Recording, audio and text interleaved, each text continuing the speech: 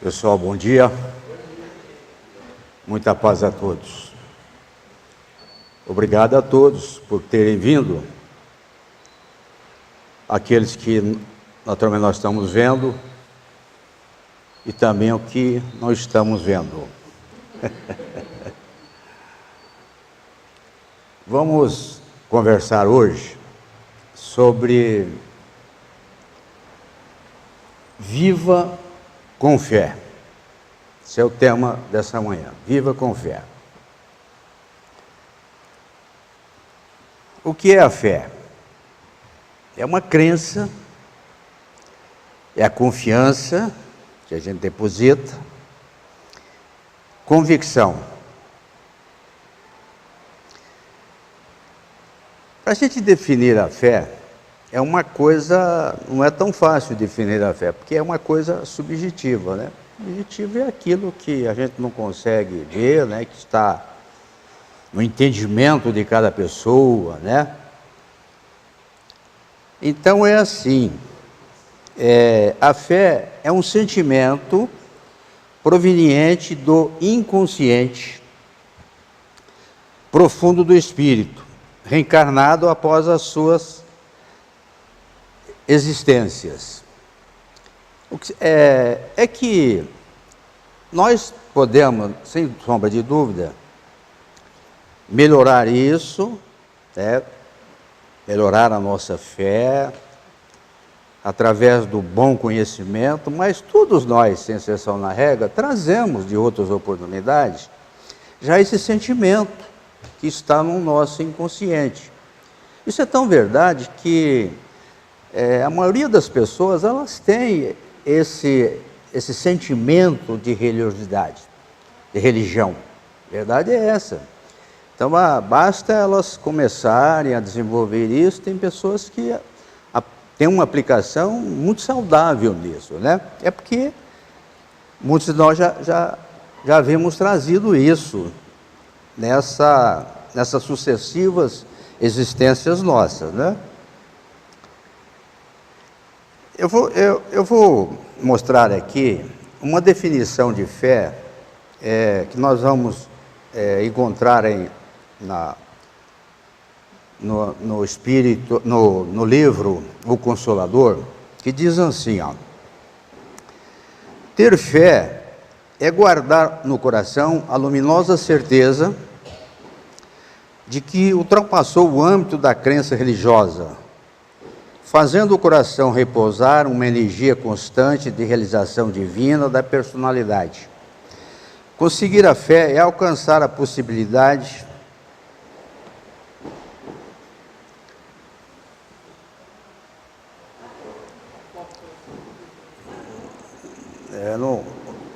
a minha montagem do meu computador com o processo aqui do computador do Elar, eles são meio contrários, eles não bate.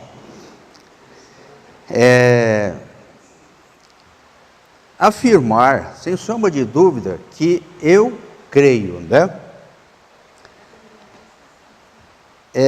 Usando os valores da própria razão. Essa fé não pode estagnar em nenhuma circunstância da vida e sabe trabalhar sempre, intensificando a amplitude de sua iluminação, pela dor ou pela responsabilidade, pelo esforço e pelo dever. É muito interessante a gente considerar isso, porque o indivíduo que tem a fé, ele continua sempre com essa fé. Quando essa fé está alicerçada no conhecimento, na razão, apesar das circunstâncias, né, que ocorrem, as dificuldades, ele enfrenta isso, ele busca enfrentar as dificuldades,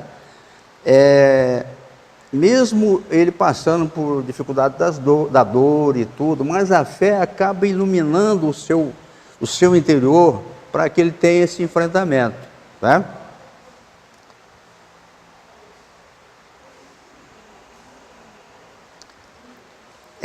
Ter fé é traduzir a certeza na existência de Deus. Ela exprime a confiança que sabe enfrentar todas as lutas e problemas com a luz divina no coração. Isso significa a humildade redentora, que edifica no íntimo do espírito a disposição sincera do discípulo, relativamente ao faça-se no escravo a vontade do seu Senhor. Então, os enfrentamentos, né? Ele enfrenta isso com a certeza, com a fé em Deus, na certeza de que ele pode vivenciar isso com humildade e tudo, sabendo que alguém na condição superior que é Deus está fazendo tudo isso. Ele tem que usar a vontade para esse enfrentamento. Importância da fé. A fé em Deus e na vida espiritual eterna, adicionada da razão, que nós já falamos, dos estudos, dos seus conhecimentos, da sua percepção frente à vida, contribui para uma visão mais completa do sentido real da existência de si mesmo e do universo, da força em si mesmo. A fé em Deus traz a esperança. A confiança em si mesmo solidifica a vontade para buscar nos empreendimentos terrestres os resultados desejados. Quer dizer, ele usa, né, com a fé, ele usa a vontade. A vontade faz com que ele exerça a busca e exerça empreendimento na questão da terra. Nós vamos ver à frente que Kardec explica bem essa questão, quando ele fala da fé divina e da fé humana, que esses enfrentamentos se dão em dois campos de experiência.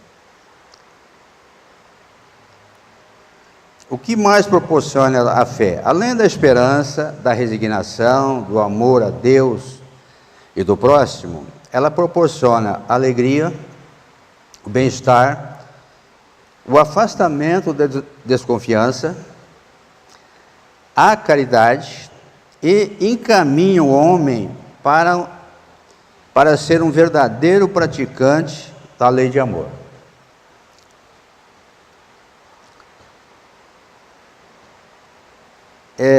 Na sequência, desenvolvendo as boas qualidades da alma, e para isso, primeiramente, autoconhecer-se. Conhecer-se e buscar conhecer a Deus. Então, é a mesma importância que nós temos quando nós falamos da fé. Não basta somente você trazer no seu subconsciente essa questão de religiosidade, né, de crença em Deus e tudo. Você tem que desenvolver, você tem que aprimorar isso à medida que você vai desenvolvendo o autoconhecimento, o conhecimento em si mesmo. Aí você fortalece essa questão, porque você leva esse conhecimento ao crivo da sua razão. E é a razão que te fortifica a fé, o autoconhecimento. Aí você passa a ter muito mais confiança em Deus, mais fé em Deus, com esse autoconhecimento. Desenvolvendo as boas qualidades da alma, e para isto, primeiramente, autoconhecer-se, já falei, né? A fé pode agir na saúde.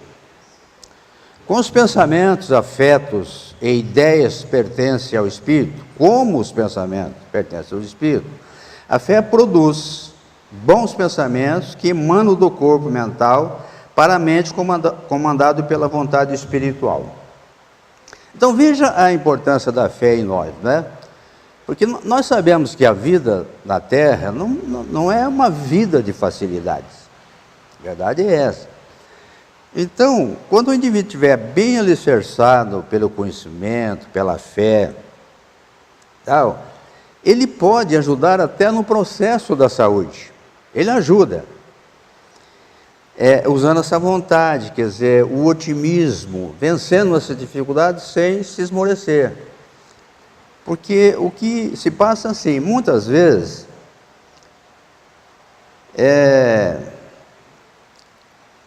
pode acontecer assim, que o grande número de enfermidades se deve à ociosidade, ao desânimo, à revolta, às ideias autodestrutivas. Então, o que se passa? Mas se o indivíduo tem, por exemplo, um processo de otimismo, de luta, de trabalho, ele tendo os enfrentamentos, ele acaba por ajudar para que ele não adoeça, para que ele não tenha problemas, né? Porque as pessoas que entram, por exemplo, em processos depressivos, né, em processos assim, ela tem muito uma facilidade de agravar esses processos quando ela não é otimista, quando ela não tem fé, quando ela não tem confiança em Deus. Então, quando nós usamos da força do nosso pensamento otimista, sem sombra de dúvida, que você remove essas questões, você deixa, né, você combate isso, trazendo saúde para o corpo e para a alma. Você traz saúde. Isso é comum a gente ver, né? Muitas pessoas, às vezes, elas estavam... porque a doença, muitas vezes, está depositada em nós mesmos, a gente não sabe disso. E, à medida que o indivíduo vai descobrindo isso, mas você descobre uma doença grave nele, o que acontece? Ele não sabia que tinha doença, e até aí ele estava vivendo bem. Aí ele, por um exame rotineiro, ele descobre que tem isso aí. Aí ele, se for um indivíduo que não está movimentado pela fé, pela confiança em Deus e tal, ele não tem o autoconhecimento das coisas, relativamente, que faz dele um indivíduo otimista, então ele vai ter dificuldade para enfrentar isso. Então ele vai já vivenciar o pessimismo. Não tem a crença, vai vivenciar o pessimismo. E o pessimismo que vai agravar a sua saúde. Que vai agravar a sua saúde. A doença vai piorar nele. Então canaliza o teu modo de pensar para as questões agradáveis, salutares, otimistas, e viverá sob o seu reflexo daquilo, do seu pensamento, desfrutando do bem-estar que se irradiará a outros e produzirá paz. Pois bem,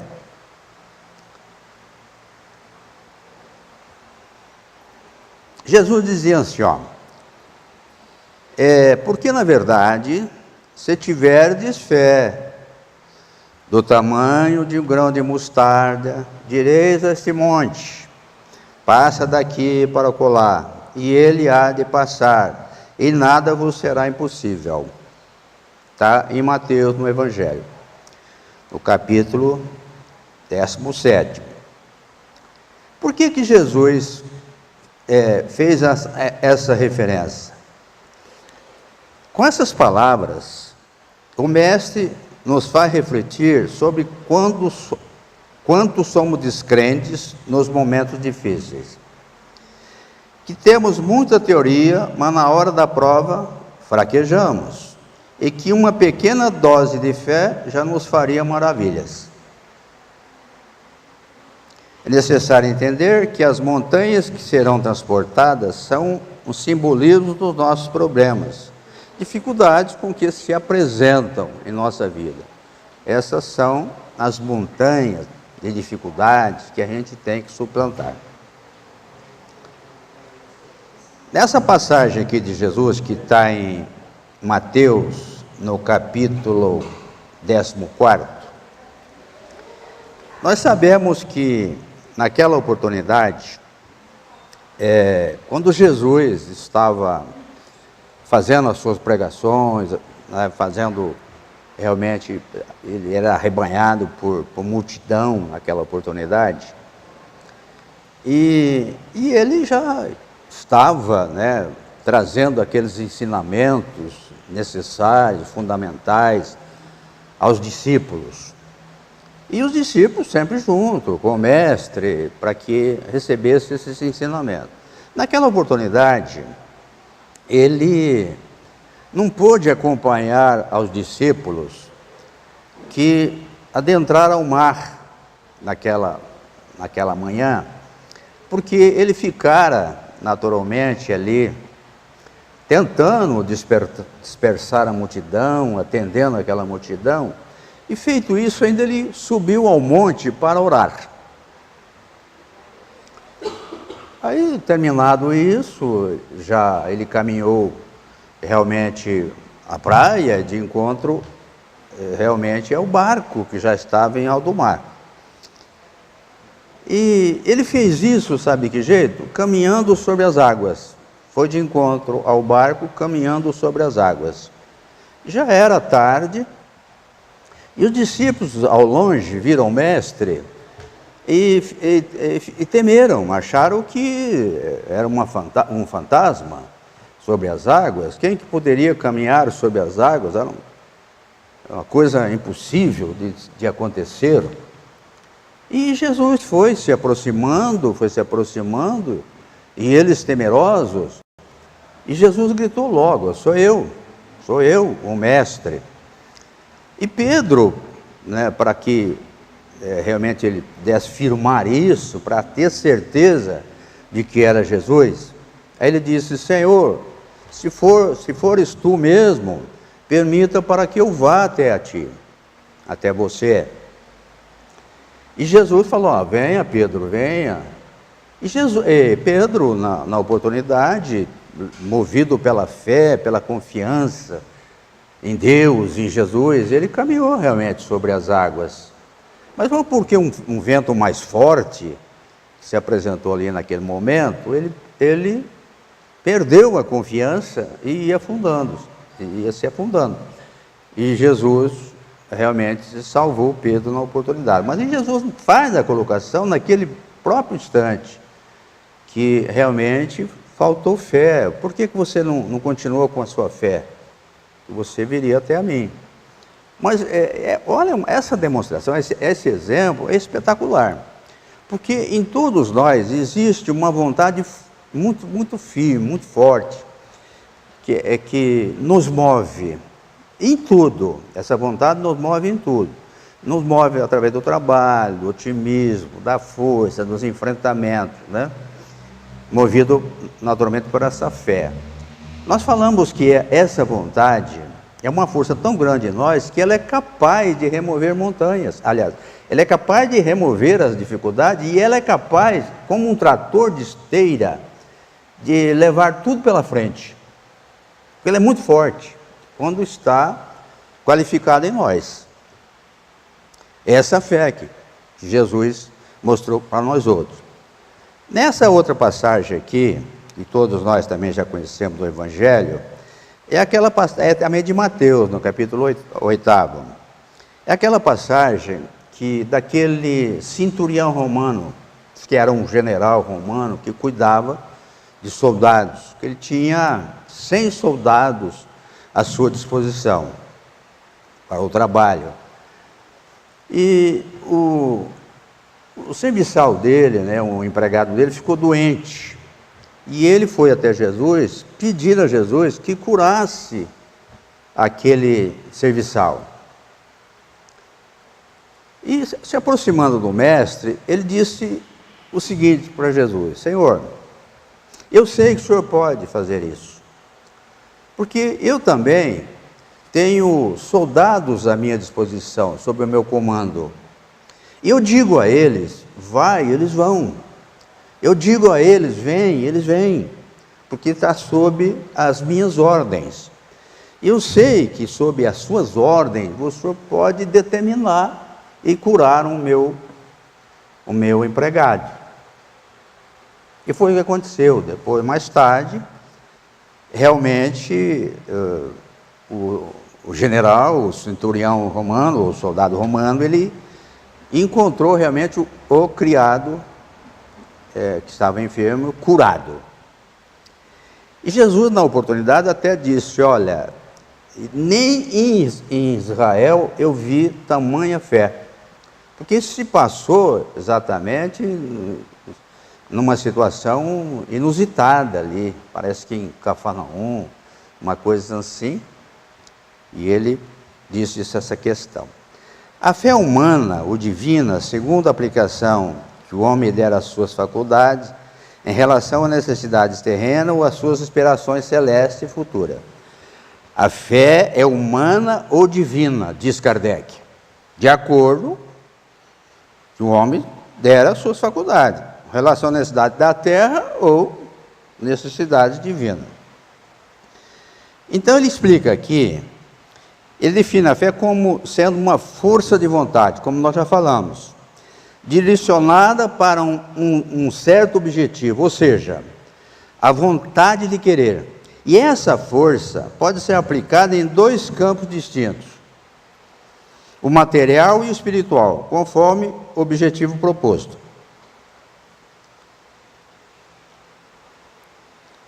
No campo material, Kardec define a fé como humana, quando ela é usada para conseguir objetivos materiais e intelectuais, como, por exemplo, a construção de uma empresa, a melhoria profissional, buscando novos horizontes de atuação. E na fé divina, que ele fala aqui, todos nós temos que ter esta fé, que é a crença em nossa própria capacidade de realizar uma tarefa material. Mas ela deve ser aliada à humildade, à racionalidade, para não se transformar em orgulho, sentimentos outros. Pois bem, quando ele fala aqui da questão que ela é espiritual, agora, material e espiritual, ele define a fé como divina, pois ela orienta o homem na crença em uma força superior a ele e a tudo, que direciona a sua capacidade na busca de algo além do material, na descoberta do seu lado imortal. Então, é assim. Por isso que todos nós não devemos nos ligar somente à vontade, às realizações da terra, com força, vontade. A gente atinge os objetivos a que se propõe. Mas com a fé divina, a gente cria um processo perfeitamente favorável, assim, a nos unirmos, né, com a questão superior, a espiritualidade superior, que nos ajudam muito mais, nos fortalece, nos dá força, nos dá a intuição para que a gente vença as dificuldades de uma forma precisa. A fé necessita de uma base, e essa base é a perfeita compreensão daquilo que se deve crer. Para crer, não basta ver, é preciso, sobretudo, compreender. Mas é isso. Porque quando o indivíduo, ele crê, ele levou ao crivo da razão, quer dizer, ele admitiu aquilo, ele estudou, ele levou isso ao crivo da sua razão. Ele crê porque ele conheceu. Então ele não perde essa fé jamais. O problema está na fé cega, que nós vamos ver logo a seguir. O perigo está na fé cega, aquela que acredita sem compreender, sem questionar, pois ela é a gênese do fanatismo religioso, que causou tanto mal para a humanidade e que deve ser combatido com serenidade e racionalidade. Então veja que é isso mesmo. Por exemplo, a fé cega, ela traz um problema violento para nós outros, porque você acaba acreditando naquilo que é verdadeiro e naquilo que é falso. Então basta um deslize qualquer, se o indivíduo estiver movimentado por uma fé, porque ele viu o outro, porque o outro falou, porque era assim, era uma crença religiosa, tal, basta ele ver um deslize naquilo, um mau exemplo, ele já perde a fé. Por quê? Porque ele não estava alicerçado no conhecimento, na razão. Por isso que a doutrina espírita, de uma forma geral, ela traz a nós outros a necessidade de desenvolvermos essa fé racional, que nós chamamos de fé raciocinada.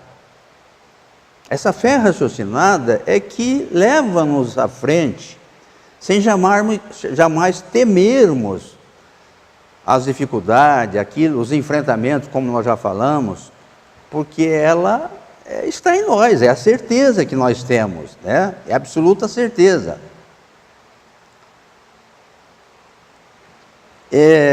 Tiago dizia assim, meus irmãos, Que aproveita se alguém te disser que tem fé e não tiver as obras?